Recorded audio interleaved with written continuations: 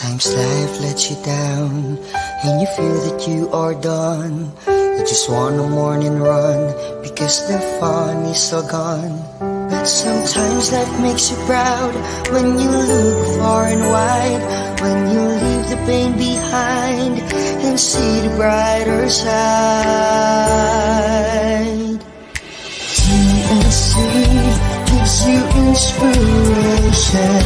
TNC reignites your passion. TNC starts your transformation. TNC helps you see the new you. Sometimes life makes you blind and you choose something bad. You just wanna cry and hide and save your face from the crowd. But sometimes life makes you see the beauty in you and me. When you look up above, there is God and there is love. TNC gives you inspiration. TNC reignites your passion. TNC starts your transformation. TNC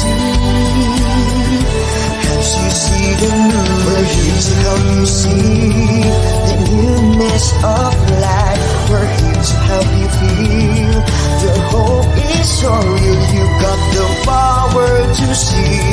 We'll help you see the new you. TNC gives you inspiration. TNC reignites your passion. TNC starts your transformation. TNC helps you see the new you.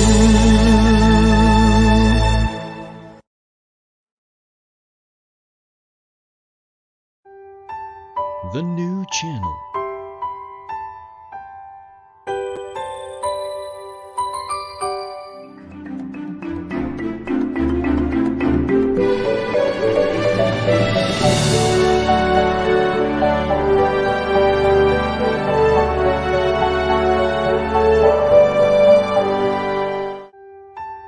The new channel.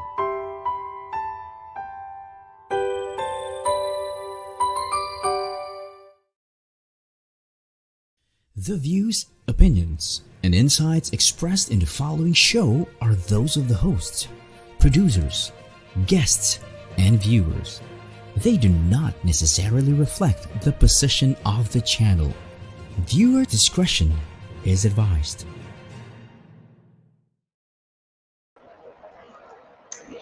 Hello and welcome to TNC. We are here to help you see the new you.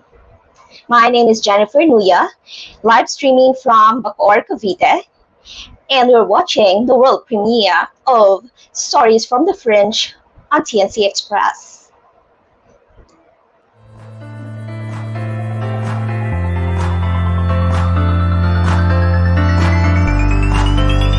Oh my God.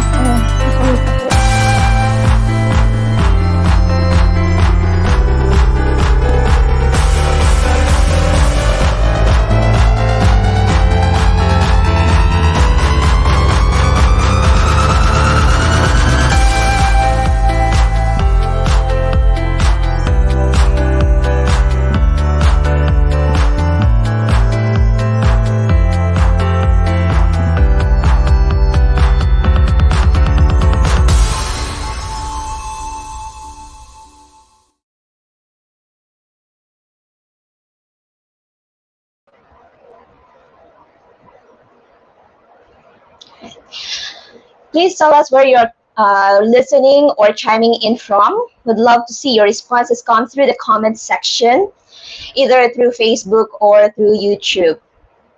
I'm very pleased to introduce to you our guest for today. Born in Los Angeles and raised in Toronto, Richard Chiu has been in the entertainment business for the last 17 years. He started acting in 2003. As a musician, film producer, and actor. I don't know what else this person has yet to conquer, or let's ask him later on. And he's battling diversity issues and maladaptive daydreaming. When he has been able to overcome MD, he was able to finally have a clear vision of what he wanted to do in his life. Welcome, Richard. Thank you so much. Can you hear me? Hi, thank you. Thank you so much. Can you hear me? Yes, I can. Excellent, excellent. I think what I need to overcome is this interview. So we're gonna battle through this, and we're gonna win through this interview. Yes, super agree. All right, so for the appreciation of our viewers, what is maladaptive daydreaming? This is my first time to read about it.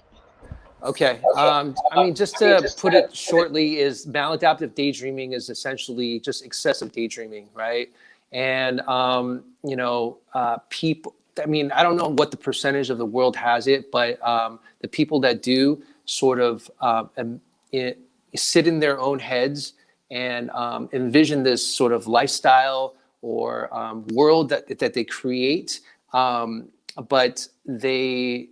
That sometimes we might hesitate or have fear to move forward in life. So essentially, we're stuck in our minds, with our own vision, without really fully materializing it. All right. I wonder what triggered it. I'm sorry, what was that? What triggered it?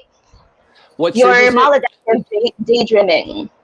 Yeah, for different people, it's different things. For myself, it was trauma, right? And I know several people that have maladaptive daydreaming that has been triggered by trauma. Some people, it just happens for some reason. It could be anything, to be honest with you. I'm not really sure what it is, but again, coming back, it's just for myself. It was triggered by trauma.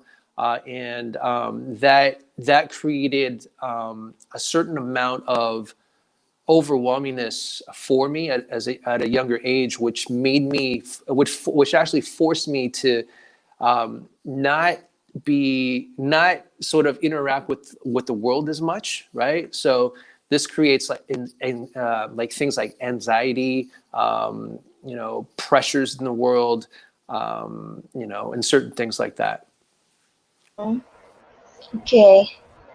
Yeah, I think that is trauma, anxiety you've mentioned. Is it all right? Can you share us what were the causes of your anxiety trauma when you were younger? Oh, I mean, it was a lot of things. I grew up in an Asian family. We had, I had parents that were extremely strict, right? And there's certain things that happened in my life. This started at the age of 8, where, you would get certain types of punishment. Not that, that my parents thought this was like, this is how we're going to correct this kid. But it just so happened it was at that age, it was just such an intense thing for me that I didn't really have any sort of outlet to express myself at the time, or people to talk to about this. So a lot of that sort of gets soaked in, and you hold the stuff in. So when we hold certain things in and have no ways to express it, that automatically causes depression. I read somewhere that energy repressed, right, becomes depression. So you have no place to put this energy. So all it does is sit in your body, and so it eventually builds up and creates depression, anxiety, overwhelmness in the world. So for me, I didn't really have an expression for a place to express myself fully, and anyone to really talk to. So in a way, I had to hold on to all those emotions, and it was really challenging. It was really challenging. As I started to, become, older, wiser, if you want to call it wiser, I used alcohol to numb myself, right? And that's just one way of sort of escaping from reality, so that I can deal with this on my own terms, which I thought was great. But eventually, we all know that alcoholism isn't conducive to anyone's health, right? Yeah. I'm so sorry that you had to experience that, but I'm so happy at the same time because you are now able to overcome that. So what changed for you? What prompted you to say, I'm done with this. I'm moving on with my life. So I came to a certain point in my life where I realized I wasn't moving forward with things. I had these dreams that I wanted to achieve in my life, and I wasn't moving forward with them. I would, for instance, sit down to write a script, and I would get drunk, and the next morning I wake up and I'd have nothing on the paper. And this would happen through months and months and months. And I just, at one point I just realized I'm going the wrong direction, and I didn't know how I was going to change this. Eventually I came onto this practice, this Buddhist practice called Nichiren Buddhism with the SGI.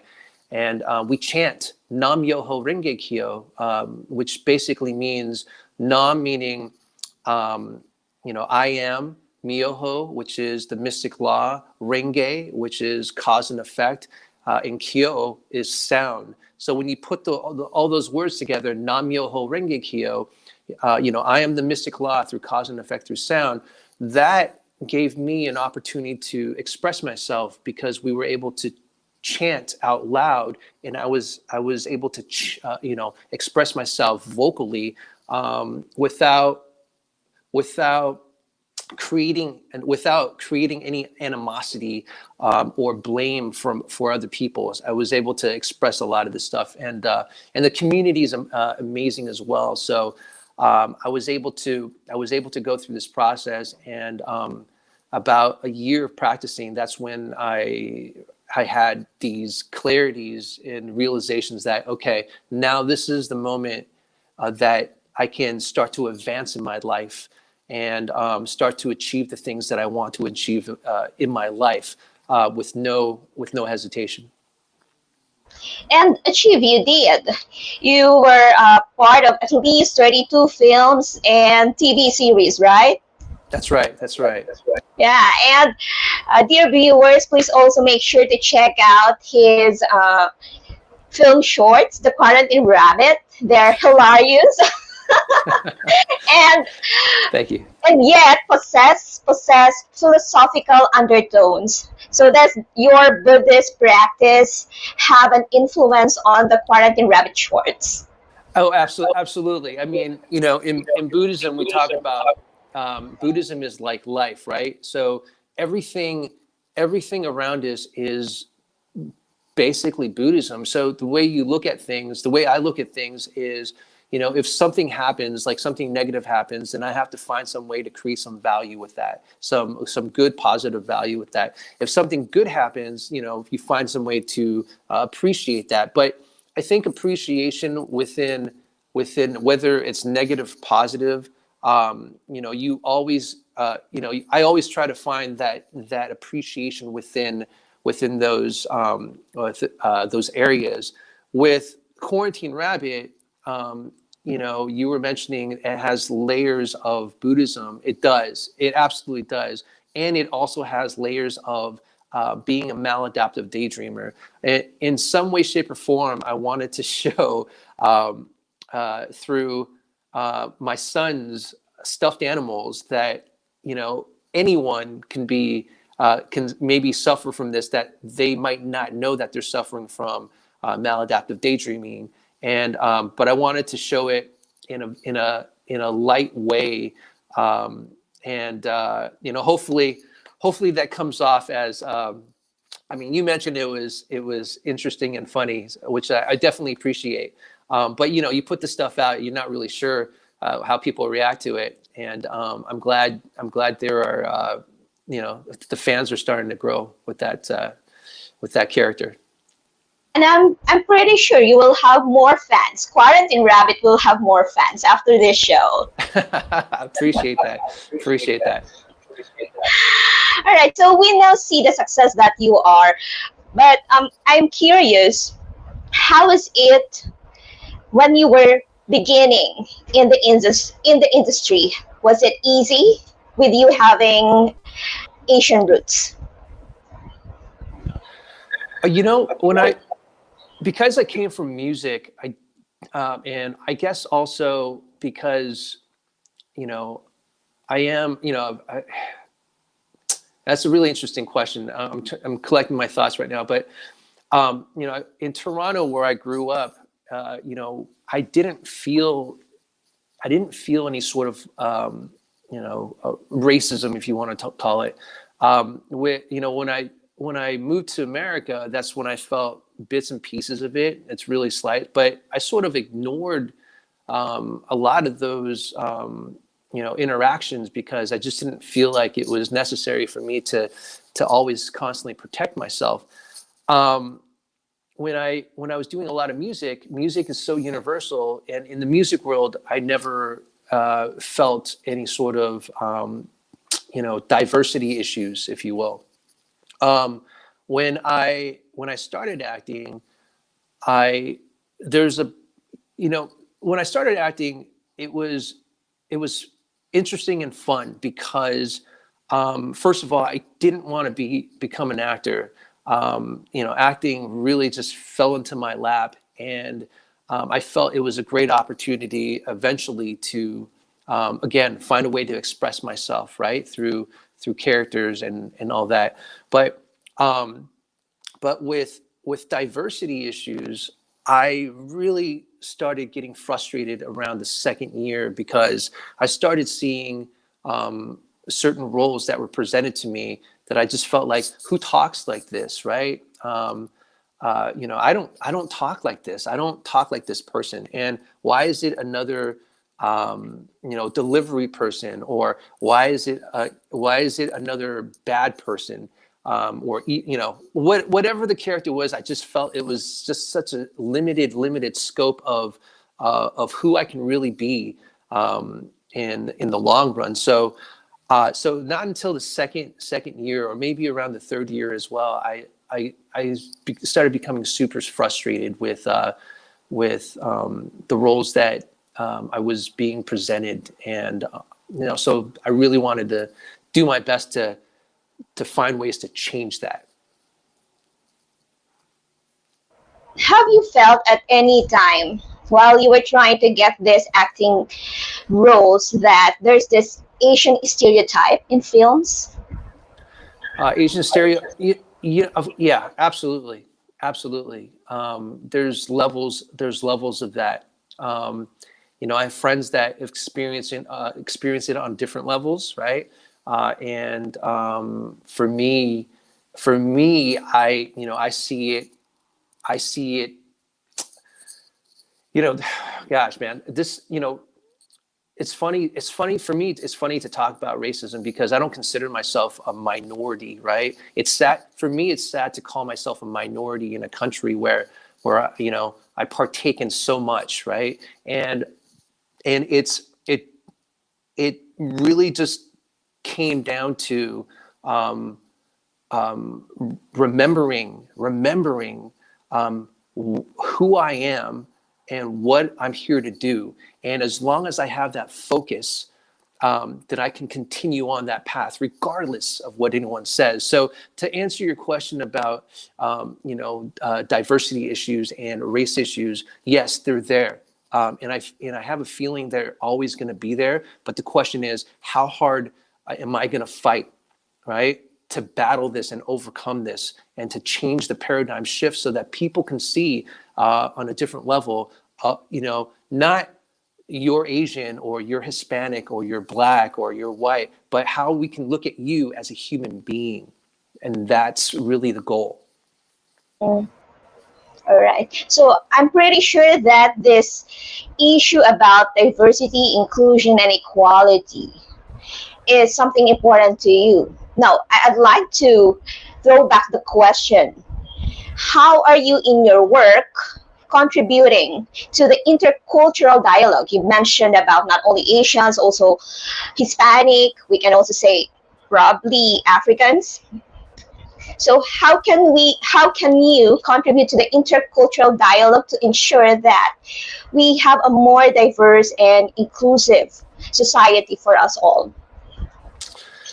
You know, when we, from my experience at least, when we have dialogues like this, when we talk, when we're able to share how we feel and our experiences in life, and you know, and also learn from other people, learn from other cultures. The more we expand our knowledge and understanding of other cultures and other worlds, the more we're going to be able to really just have compassion and look at the world a lot differently. There's a lot of shows that are coming out on streaming channels like Hulu or Netflix that are already showing these things. Now it's really up to Hollywood to really shift through that. I mean, there are a lot of shows on Netflix and Hulu that are coming from Hollywood, right? But it does. I don't feel like the people that write these shows or create these films. I don't feel like they're thinking that, oh, I have to create this. I have to create this for this person, right? I believe that each person's writing from their heart. So you can't really blame, at least for me, I don't really look at it as a blame thing where, oh, why isn't Hollywood writing like this, right? For these type of people. Or for people like, you know, Asians, you know, African Americans, Hispanics, which people are starting to. But the reason why we're seeing a lot more of these sort of leads, you know, these different, you know, diverse cultures being in the forefront is because the creators are part of that culture. So, so I don't blame. I really don't blame or point the finger. You know, that there are people that, you know, are going to write from their heart, and you know, you have to respect that. The question is, you know, how many of the Asian you know, community, the African American community, Hispanic community are going to start to stand up, right? Even the Indian community, right, are going to start to stand up and really just, you know, take the bulls by his horns and just move forward and do something and create something so that the world can see their culture, the world can see their beauty, the world can see who they really are through each creator's hearts, if that makes sense. I love the idea. I agree that for these films or for any of these programs to authentically portray the lived experiences of different diverse groups, we have to have more representation, right? So Asians creating Asian programs, Hispanic people working on something that will better portray Mexican culture, their lifestyle, right? So it will be authentic.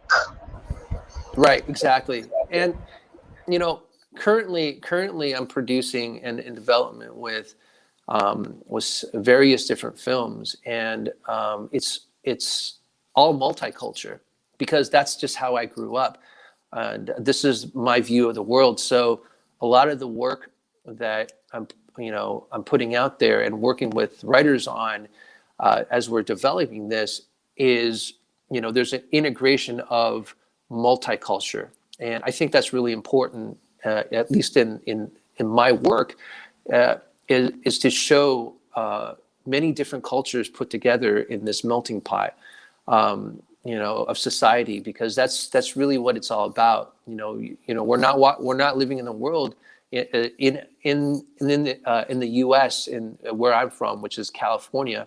There's so many different types of people here. So if I'm watching a film or a TV show and I see just one sort of culture, that's great. I appreciate that. But I'm into multicultural, so a lot of my work will show different types of people integrating and communicating with each other.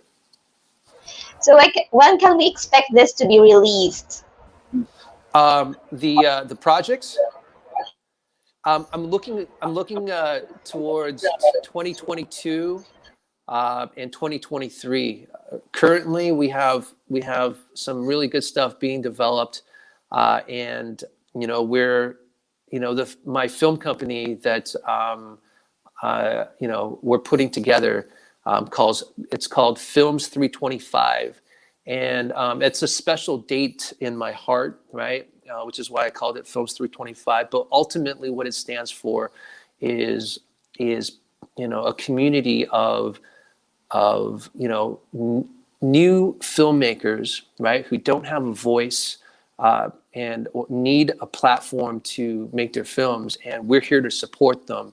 And because there's a lot of the sort of old school way of handling people in the film industry, like we've heard so many stories on how mega producers treat their employees or the people on their production set, and people leave with anxiety and they're unhappy, right? So literally the films that we'll be producing and the environment that we're creating are going to cultivate open-minded, thoughtful, respectful environments and candor at the same time. So it's going to be a really supportive community. Okay. So it's brand new film industry or film outfit, if I may say. Yeah, it's production studio. Yeah, all right. Okay. So any other passion projects, programs that you would like to share with our audience? Where can they follow you? Yeah, I mean, people can follow me on my personal Instagram page, which is Hey Richard Chiu. And I recently launched a podcast about a couple of months ago where the conversations are about, the theme is empowerment. So, I've interviewed people that are authors, cancer survivors, scientists, entrepreneurs, chefs, actors, actresses, the list goes on. So, it's on the surface level, we talk about, what they do and, where they're from, but on a deeper level, we talk about the struggles that they've gone through in their lives and how they overcame it. And the true purpose of it is, I look at this podcast as, if that one guest can touch one person in the world, that's all that matters, because that one person was meant to hear and listen to that interview, and hopefully they can leave that conversation a better person. So the podcast is called Pieces of a Nation, which is on all your podcast platforms, and there's also a Instagram page for that. Mm-hmm. Lovely, lovely. So once you have discovered your own power, you are now also giving space for other empowered individuals to show how they have overcome their own personal obstacles, and in a way also empowering others while listening to their stories. So lovely. That's right. That's right. Thank you so much. Yeah, I mean, I think that's the only way to do it. In order for this world to continue to touch each person and fully understand each person, I feel like we need to share our stories and really create a global community of just happy people. I mean, don't you want to be happy? Right? We all want to be happy, right? So I wish everyone you peace know, and happiness for those who are viewing this show. Thank you again, Richard, for taking the time to be with us. We learned so much from you. And let's stay in touch. Dear viewers, if you love this conversation, please follow Stories from the Fringe. We will see you every Thursday at 11 a.m. Philippine Standard Time. We also have amazing shows lined up for you in TNC. Coming right up, actually, is HR Hotline by Jessie Francis Rebel-Stilio. I'll see you again. Take care and bye.